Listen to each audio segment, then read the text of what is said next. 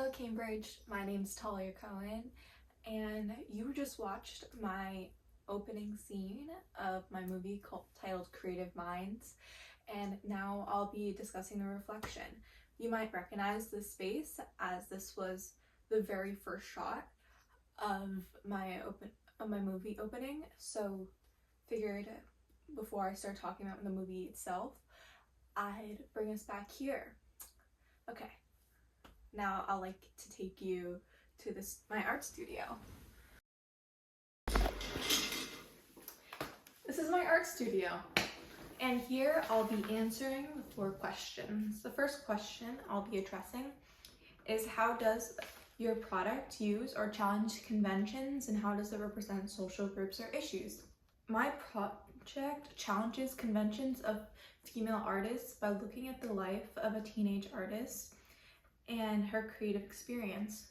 Creating, traditionally speaking, in a lot of artist biopics is shown to be extremely linear, meaning that they start off with an idea, they immediately have a representation of an idea, and they pull it in to the actual world from their brain. Well, this is necessarily not true, as a lot of artists experience a more circular process where they start with like a feeling, a kindling of a thought, and then they go deeper, right? And then it simmers in their brain for a while, and then they bring it into the real world through their sketchbook, as seen behind me, and then they slowly build on that. Like, for example, this painting, it's like not even close to being finished, but it's just starting. And a lot of times we go backtrack and we'll completely blank out the canvas. But in media such as biopics, like for example, A Complete Unknown with starring Timothée Chalamet was a biopic about Bob Dylan. A lot of his songs were shown as like he starts with the melody and then he has the lyrics and then it's done, it's finished. Well, that's truly not true. This is why I want to show my creative struggle, as the truth is painting takes a lot of skill to being able to know yourself and have that creative self-reflection. It takes persistence and time and practice, and when you start a painting, it's really hard and you don't like it, but you have to keep going. And that's the convention that I was challenging, that painting is easy, and when people aren't like natural at it, it just comes easily to them, when a lot of times we have creative blocks like preventing this.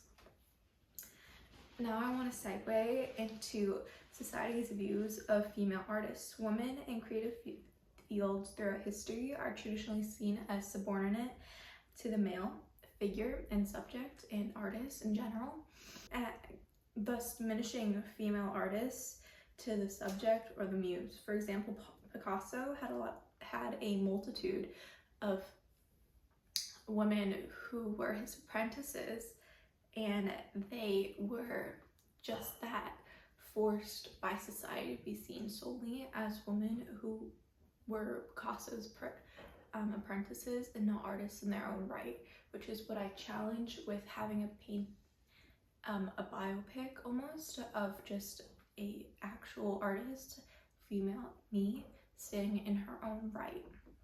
This view of women only being seen as a counterpart to men and lesser than is perpetuated. Okay, my product engages with the audience through the use of visually interesting images. I kept a very colorful color palette, I tried to, as we can see, with the oranges and the reds, and then a lot of colors and objects and knickknacks that were going on in the background in my room and then in my art studio over here. And I also was very mindful about curating a certain image throughout the production process to then have that truly creative experience in the final product.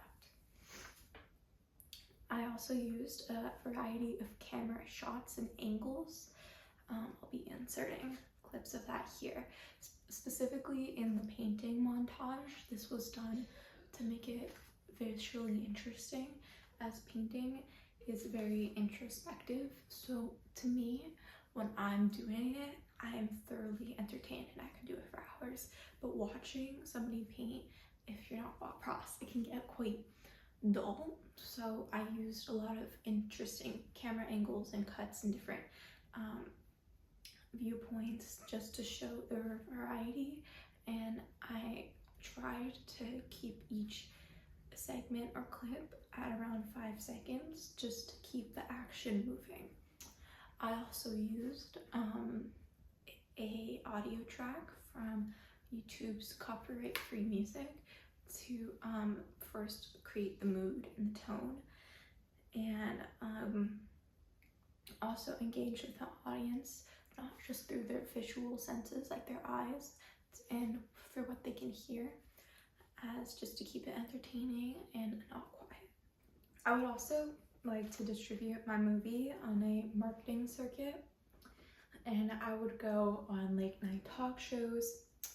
Here I will insert a clip of an example of what this might look like. So, my movie is starring me and also directed by me, Polly Cohen, and it's about a creative girl, and she is painting and she is trying to make money through her art. But then the movie goes about her self-discovery and the art process during filming, and how she loses touch with her relationships with other people and herself. And this is the opening scene.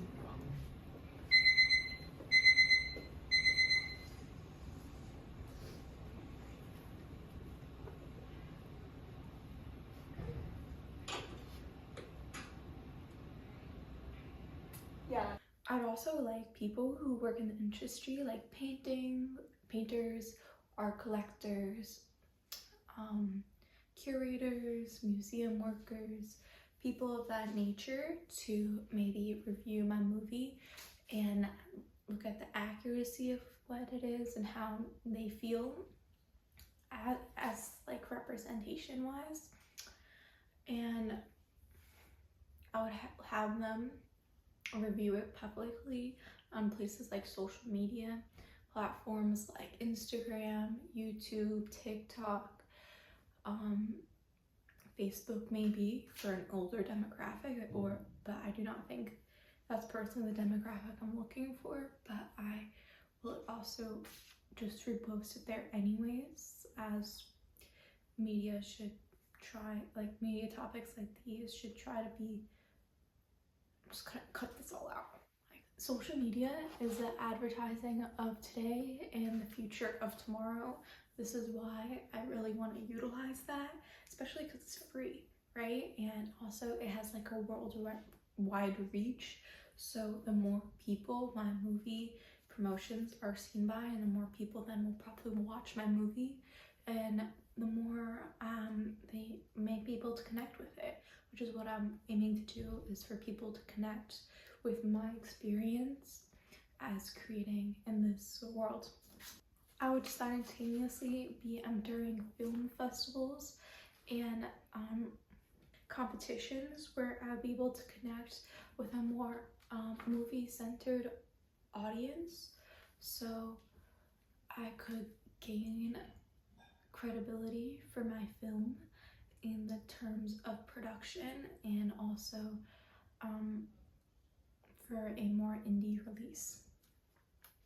And I feel like this type of audience is very niche for the people who would relate to the topic being discussed, and I do believe that the people who are inhabiting these sides, this specific side of social media and at the film festivals, would be able to relate to it, and I feel like that would really connect with my audience and engage with them.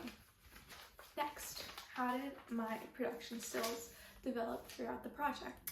When I started this specific course, media studies, I had zero knowledge of production of any kind, especially in relation to software skills, and that's what my project is accumulation of, just my skills that I've learned about framing, about different types of shots and camera angles and the different types of cameras and like tracking shots and then like tilting and the rule of thirds on the camera, right? And that's all these things that I've learned, and that's what I tried to emulate throughout my film. I try to emulate certain movies, like Wes Anderson movies called the I was also very mindful about how I curated the set and the costume of myself. For example, when I shot the opening scene of me waking up, I had paint on my body and I was wearing clothes that were from yesterday, and this was to allude to the audience that she was painting all night and then she slept late, right? And then she woke up midday as seen by the lighting, and then she went right back to painting. This was just to further allude to the creativity and the hard work that goes into being able to be an artist in this type of modern landscape. And I also had in the background books of art and paintings on display and a little bit of chaos, like you can see here, in order to like truly make sure that her identity as a creative person is exhibited through representations of her surrounding space. So that's what I was trying to exude to my audience. And all in all, through this project, I really honed in on the detailing and the detailing of the movie and on the background, as that's what I felt was most important. And I tried to really reason on what each object and what purpose each thing and shot served. Into this project, I used, what I'm currently filming on is my iPhone 12 Pro. So I used the camera app to film that, and I also used my sister's 16 Pro iPhone's camera as app to film certain scenes. And as actual filming equipment, I used the tripod, which I'm currently using, so I can't show you guys that. It's just a regular black tripod.